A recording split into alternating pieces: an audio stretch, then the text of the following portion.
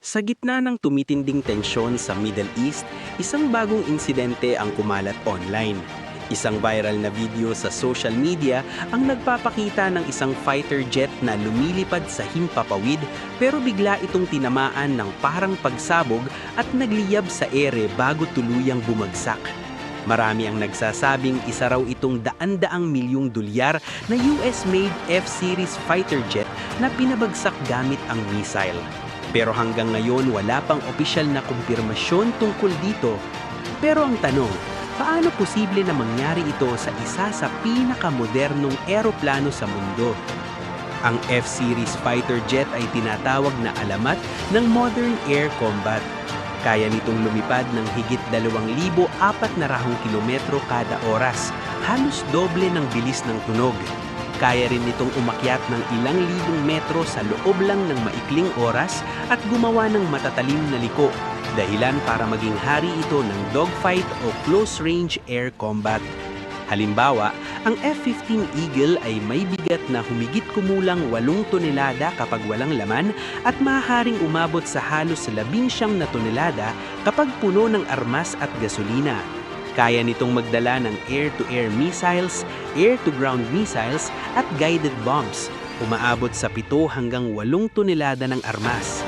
Ang presyo ng isang unit ay nasa 60 hanggang 70 million US dollars.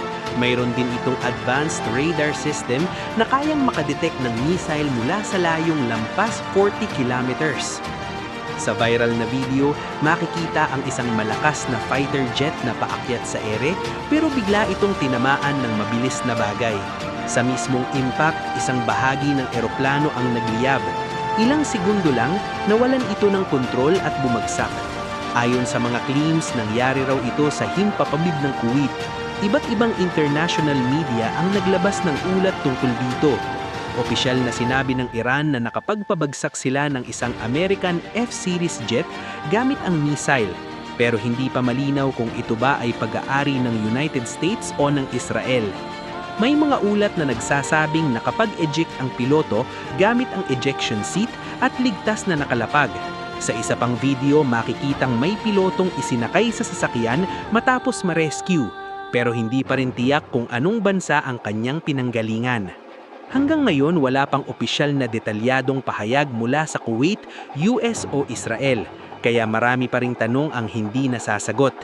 Pinagdedebatehan din ang authenticity ng mga kumakalat na video. Sa gitna ng tumitinding tensyon, may mga dalita ng palitan ng pag-atake. Ang Islamic Revolutionary Guards Corps o IRGC ay nag-claim ng drone at missile strikes sa iba't ibang lugar. May mga ulat din ng drone at missile attacks sa Kuwait, kabilang ang area ng Kuwait International Airport at Al Salim Air Base, kung saan sinasabing may nasira ang ilang infrastruktura. Pero hindi pa rin klaro ang buong lawak ng pinsala.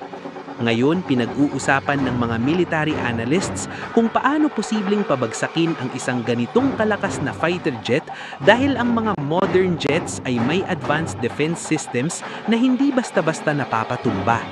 Kung totoo man itong insidenteng ito, maituturing itong malaking military achievement. Pero kung iba naman ang pinanggalingan ng video, mahalagang malinawan ito. Sa mayon, isang bagay ang sigurado.